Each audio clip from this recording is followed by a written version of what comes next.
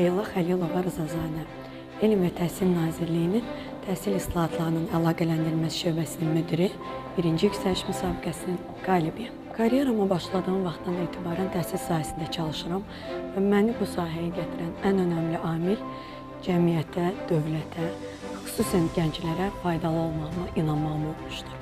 Məncə, uğura gedən yolda insanın ən böyük hədəfi elə onun özüdür. Mənim də hədəflərim var. Bu hədəflərə çatmaq üçün özümə inanıram, gördüyüm işi sevirəm, dəyərlərimə sadiqəm və hər kəsi də bunu etməyə çağırıram.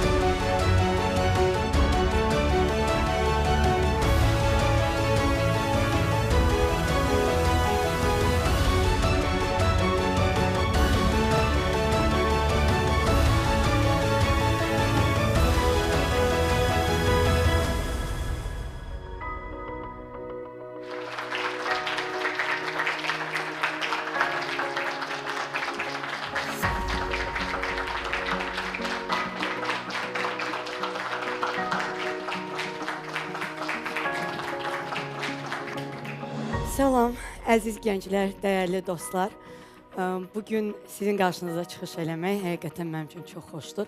Çünki inanıram ki, siz gələcəyi, ölkəni inkişaf elətdirməyə çalışan, dəyişdirməyə çalışan və özü də dəyişməyə çalışan gənclərsiniz və bu istiqamətdə öz təcrübələrimi və qarşılaşdığım uğurlu insanların həyatından olan təcrübələri sizinlə böyük məmnuniyyətlə bölüşməyə çalışacağam. Mən Leyla Xəlilova Rızazadə, 1-ci yüksəliş müsabiqəsinin qalibi.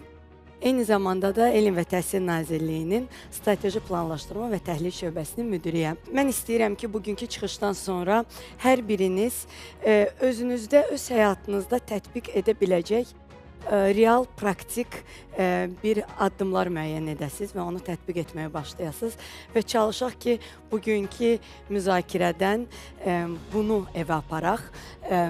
Yəni, gələcəkdə tətbiq eləyə biləcəyimiz praktik bir addım düşünək çıxış boyunca. Bugünkü müzakirəmizdə siz mənə kömək eləyəcəksiniz və bu daha çox çıxış yox, müzakirə olacaq.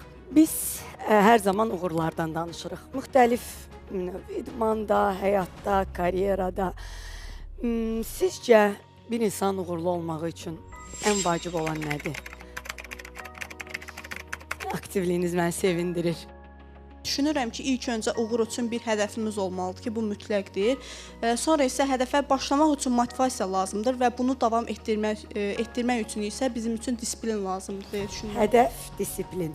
Bəli, bir də motivasiya kiçik. Bir də motivasiya. Əla, ötürək. Mənə görə uğur üçün ilk öncə bizim qoyduğumuz məqsəd, motivasiya həm daxili, həm xarici motivasiya olmalıdır və bizim disiplin və təşəbbüskarlığımız.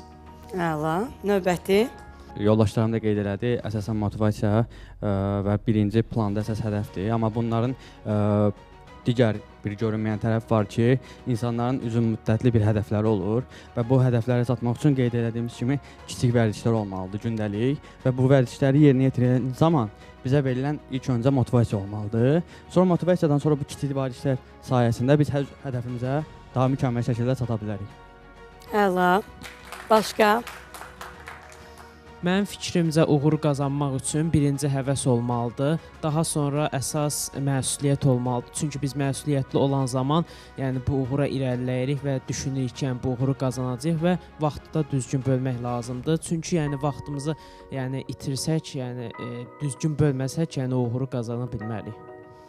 Vaxtın düzgün bölünməsi, bu da yaxşı fikirdir.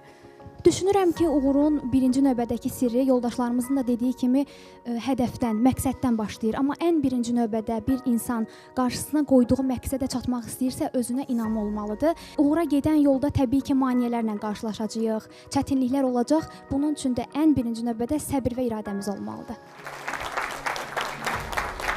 Hər birinizə təşəkkür edirəm fikirlərinizə görə. Bizim yenə müzakirə eləmək imkanımız olacaq.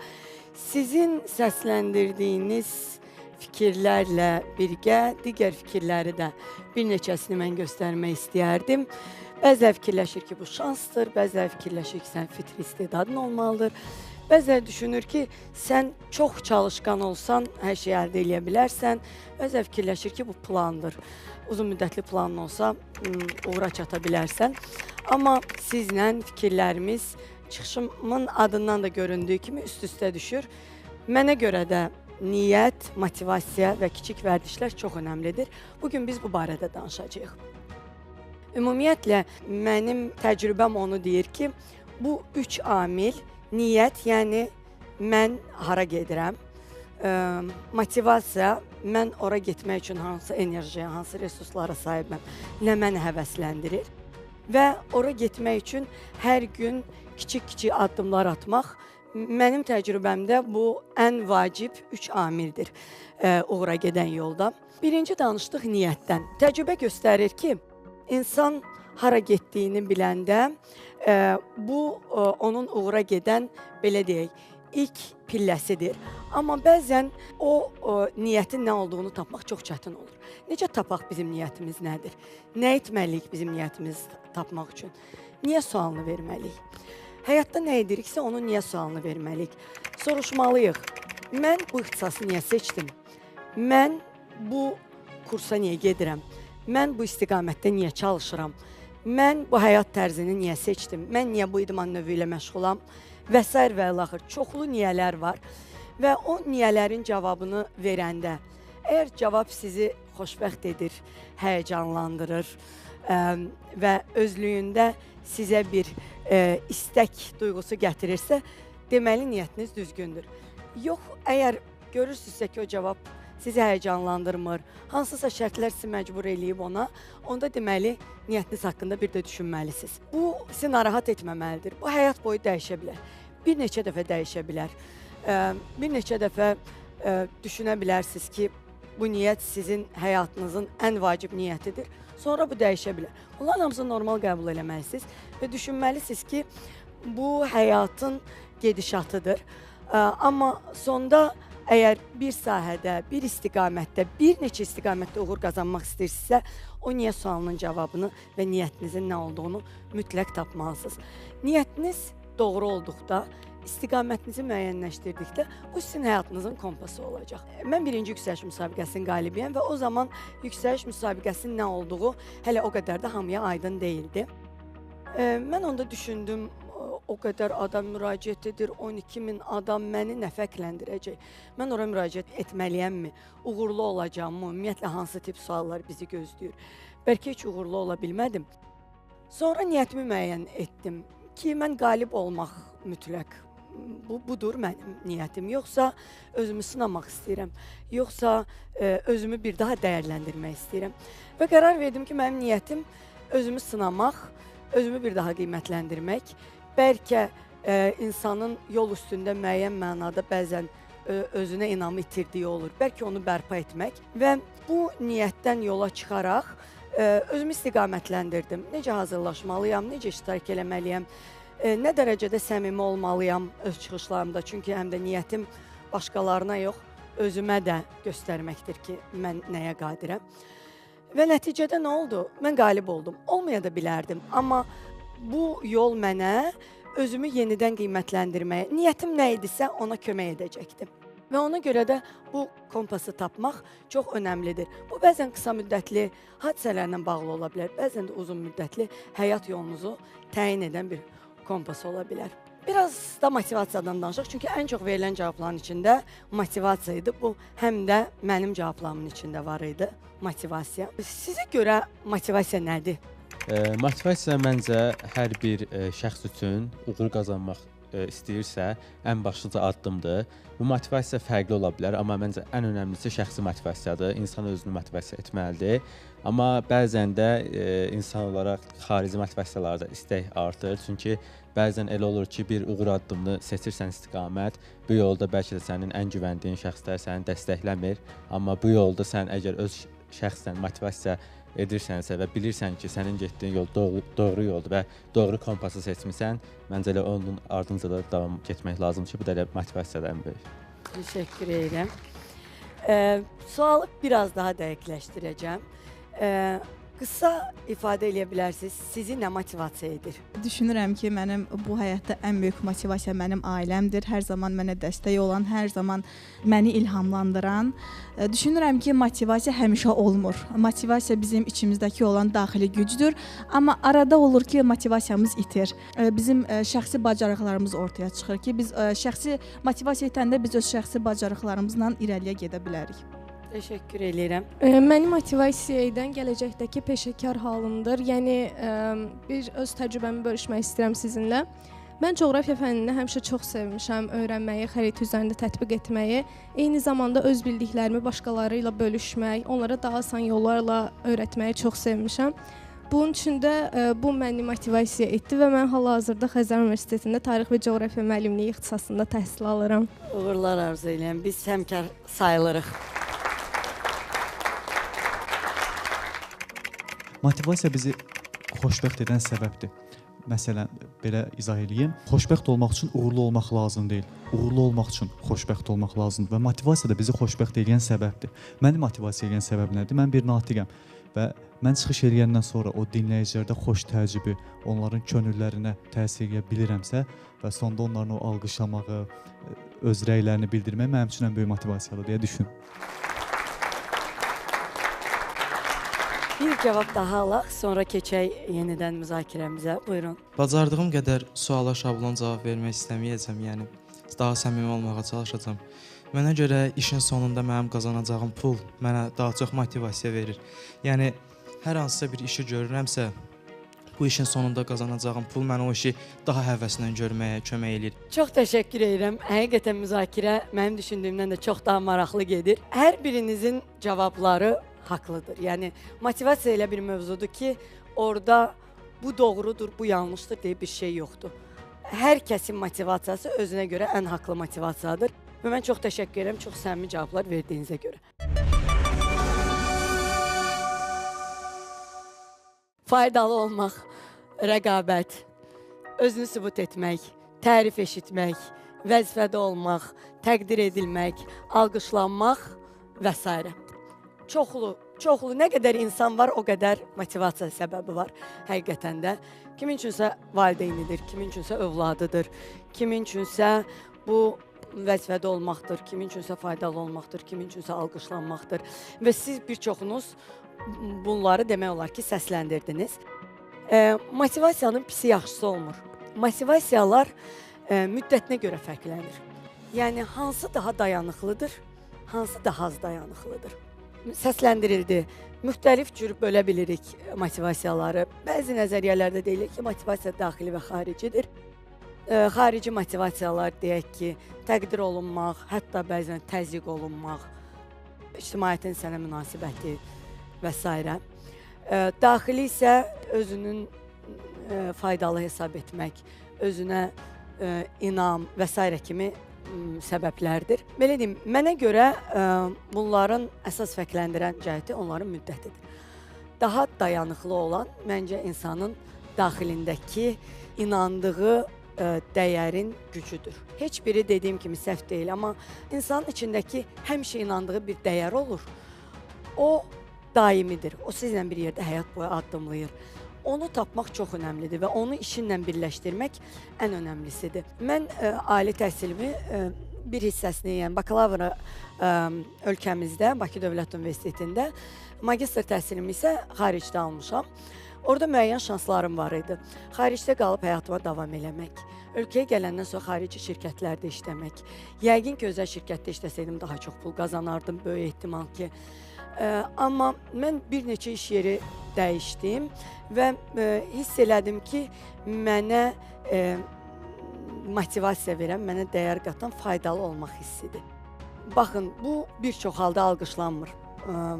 Bizim sahəmiz elə sahədir ki, çox uzun müddətli bir hərəkətlər edilir. Yəni, edilən hərəkətlərin daha doğrusu nəticələri çox uzun müddətli görünür. Bəlkə sən alqışlanmırsan, bəlkə sən görünmürsən, bəlkə sən səhnə arxasındasan. Bəlkə bu digər sahələrdən daha az gəlirli sahədir. Amma faydalı olduğunu hiss eləmək, birilərinin həyatına toxuna bilmək, gələcəyin gənclərinin, ölkənin gələcəyinin müəyyən bir hissəsini, müəyyən bir fayda verə bilmək, həqiqətən bu adamı aylarla yox, illərlə motivasiyalı saxlayır. Və bu motivasiya mən var olduqca duracaq. Ola bilsin sahəm müəyyən mənada dəyişə bilər. Amma məni nə motivasiya etdiyini belə tapdım. Mənim nə dərəcədə faydalı olmağım. Və bu şərt deyil ki, bu çox elə mütləq gerçək deyil ki, mütləq formuladır və hər kəsdə bu faydalı olmaqla bağlı olmalıdır. Amma özünüzün daxilindəki o dəyərlə birləşən motivasiyanı tapıb, onu həyat boyu özünüzlə bir yerdə gəzdirməlisiniz. Keçək növbəti mərhələyə. Növbəti mərhələdə mən mikro vərdişlərdən danışacağam, yəni kiçik vərdişlərdən. Baxın, belə bir izah verim sizə. Bəzilərimiz xəstələnirik, bir çoxumuz həyatımızın müxtəlif mərhələlərində müəyyən xəstəliklər keçirdə bilirik. Həkim bizə kiçik bir həb yazır. O həbin hər gün çox kiçik bir miqdarını qəbul edirik və onu qəbul edəndə dərhal yaxşı olduğumuzu hiss eləmirik. Düzdürmü? Bu müəyyən bir müddətlik, bir həftəlik, 2 həftəlik, 1 aylıq bir müalicə prosesi olur və o hər gün qəbul etdiyimiz çox kiçik həblər bizi müddətin sonunda sağaldır, daha yaxşı edir, sağlamlığımızı daha yaxşı edir. Mən gündəlik vərdişləri də, gündəlik atdığımız addımları da belə qiymətləndirirəm. Baxın, gündəlik vərdişlər bir çoxumuz üçün gözə görünməyən, amma ümumilikdə bizi formalaşdıran, bizi sonda biz edən vərdişlərdir. Bəzən biz deyəndə ki, gündəlik vərdişlər, kiçik addımlar, bunu çox önəmli hesab eləmirik. Amma baxın, çox maraqlı bir qrafik var. Bu kiçik şeylərin həyatımızdakı gücü ilə bağlıdır. Və o qrafikdə deyilir ki, biz hər gün 1% daha yaxşı olsaq, bir ilin yekununda indikinə 37 dəfə daha yaxşı olacağıq. Doğrudan da hər gün 1% daha yaxşı olmağa dəyməzmi? Fərqi yoxdur. Bunu siz necə edəcəksiniz? Özünüz üçün kiçik vərdişlər müəyyən edin. Hər gün 10 səhifə kitab oxumaq. Hər həftə yeni bir insanla tanış olmaq. Günün sonunda 10 dəqiqəlik növbəti günü planlamasını etmək. Hər gün kiçik bir öyrədici videoya baxmaq. 3 dəqiqəlik, 5 dəqiqəlik. Baxın, bu dediklərimin hamısı bir yerdə sizin 24 saatınızdan heç bəlkə 1 saat belə almayacaq. Amma düşünün ki, ilin sonunda, gələn ilin bu vaxtında indikindən 37 dəfə daha yaxşı siz olacaqsınız. Dəyməz bunu eləməyə. Məncə yoxlamağa, ən azından yoxlamağa dəyər. Mən danışarkən bir yoldaşımız nəsə demək istədi. Mən istəyərdim söz verim, buyurun. Buna biz Pareto'nun 80-nin 20% bir nəzəriyyəsi var, onu da misal göstərə bilərik. Əlbəttə, əlbəttə səsləndirin. Bəzən həyatımızda kiçik vaxt ayırdığımız bir şeylər bizim həyatımızda 80% bir xeyir göstərir. Bəzən isə daha çox vaxt ayırdığımız bir şeylər bizim həyatımıza daha çox ziyan göstərir. Bəli, çox təşəkkür edirəm yoldaşımıza. Mən bu misalı çəkəcəkdim, kömək elədiyinə görə mənə təşəkkür edirəm. Çox sağ olun. Yüzlərlə belə nəzəriyyələr var, həqiqətən. Kiçik addımların, mikro vərdişlərin bizim üçün nə qədər önəmli olduğu ilə bağlı və bu kiçik addımları öz əvvəldə danışdığımız niyyətimizlə və motivasiyamızla bir araya gətirəndə mütləq ki, o bizi uğura aparacaq. Baxın, belə bir misal çəkim. Evdən çıxırsınız və getmək istədiyiniz bir nöqtə var. O uzaq olsa belə, hava şəraiti pis olsa belə müxtəlif yollara əl atacaqsınız, avtobusa minəcəksiniz. Bəzən skuturdan istifadə edirsiniz, tələbəsiz, yəqin ki, daha çox istifadə edirsiniz. Metroya minirik, biraz piyada gedirik, yorulsaq da. Çünki istədiyimiz yerə gedib çıxmaq niyyəti ilə çıxmışıq evdən. Amma təsəvvür edin ki, evdən çıxırsınız, gedəcəyiniz nöqtə bəlli deyil. Böyük ehtimal ki, biraz gəzib təzədən başlanğıc nöqtəsinə qayıdacaqsınız, yəni evə. Və yaxud arada niyyətiniz də yadınızdan çıxacaq, ümumi məqsəd də yaddan çıxacaq, hansısa bir tanışla rastlaşacaqsınız, vaxt keçirdəcəksiniz, yenə sonunda evə qayıdacaqsınız, yəni başlanğıc nöqtəsinə. Ona görə getdiyiniz nöqtəni, ora nə üçün gedirsiniz və ora gedərkən hansı addımları atmalısınız, ona mütləq qərar verməlisiniz və hərəkətə keçməlisiniz. Bu gün dünyanın ən vacib, ümumiyyətlə iş həyatında ən vacib 3 xüsusiyyətini sayanda daha çox bu üçünə üstünlük verilir bir çox nəzəriyyədə. Uyğunlaşma qabiliyyəti, öyrənmək bacarığı və emosional intellekt. Öyrənmə bacarığından danışmışkən belə bir sual vermək istəyirəm. Bugün sizə gəlib desələr ki, sənin ixtisasın sabahdan əmək bazarında yoxdur. Bu ixtisasdan sən heç bir iş tapa bilməyəcəksən. Nə edərsiniz? Əslində bu dediyiniz mənə daha çox uyğundur. Çünki ixtisasım IT-dir və bunu söyləyəndə qıraqdakı bir çox şəxslər mənə deyir ki, süni intellekt ixtisasını əlindən alacaq və s. Düzdür, bu söhbət tamamilə biraz ayrıdır. Amma burada düşünürəm ki, 2 məqam var. Əgər həqiqətən belə bir şey olsa, belə deyim, birinci kursdan başladığım könüllülüklər və s. özümü sosial işdə tapmışam. Çünki vətəndaşlarla, insanlarla işləmək mənim üçün xüsusilə zövq verir. Bu ixtisası seçərdim və ya belə deyək də, bu sadəcə yenə bir kiminsə fərziyyəsi ya ümumi deyilmə bir sözdürsə, belə deyim ki, mən artıq IT-də belə bir şey var ki, minimum ən azı 1 il belə inkişaf etməsə, IT-də sahəmi dəyişib başqa bir yönə keçərəm. Mənim də gəlib çıxmaq istədiyim yer buraydı ki, əsas odur ki, öyrənməyi öyrənəsiniz. Öyrənmə bacarığı bu həyatda insana ən lazım olan bacarıqlardan biridir. Əgər öyrənməyi öyrənmisinizsə, baxın, bugün belə istəsəz, öz ixtisasını dəyişib və ya ixtisasınızı tamamlayıb, yenə də başqa bir sahəni öyrənib, başqa bir sahəyə keçid edə bilərsiniz. Və biz bugün bir çox şeydən danışdıq. Dedik ki, niyyət önəmlidir, motivasiya önəmlidir, kiçik addımlar önəmlidir. Amma bütün bu məsələlərin mərkəzində bir şey var. O sizsiz. Sizin qərarınızdır, sizin həyatınızdır, sizin istəyinizdir, sizin motivasiyanızdır və o mərkəzə sizi qoymağı mütləq öyrənməlisiniz.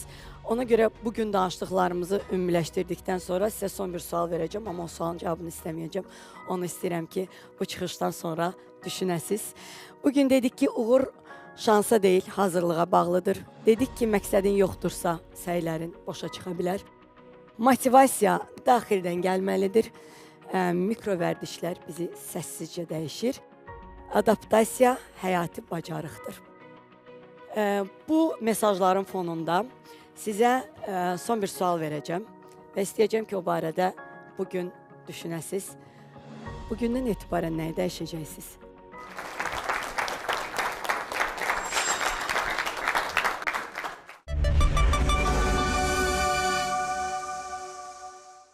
Hədiyyələrimdən birini yəqin ki, xanım dostlarımızdan birinə təqdim eləyəcəm.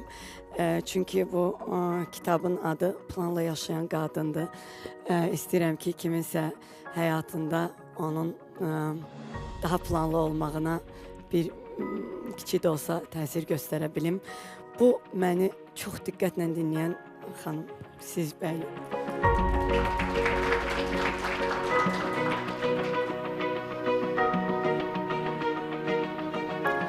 Şad oldum. Buyurun, uğurlar arzu edirəm. Digər hədiyyəmi, yəqin ki, yüksəlişlə bağlı hədiyyəmi çox səmimi cavabına görə yoldaşa təqdim eləmək istəyirəm.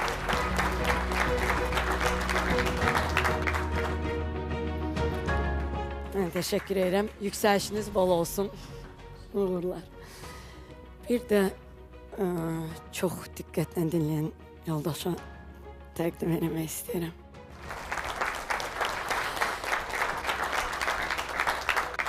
Bu da kanalımızın hədiyyəsidir. Çox şad oldum. Təşəkkür eləyirəm. Verilişin belə bir ənənəsi var ki, xatirə olaraq hamımız bir yerdə selfie eləyəcəyik.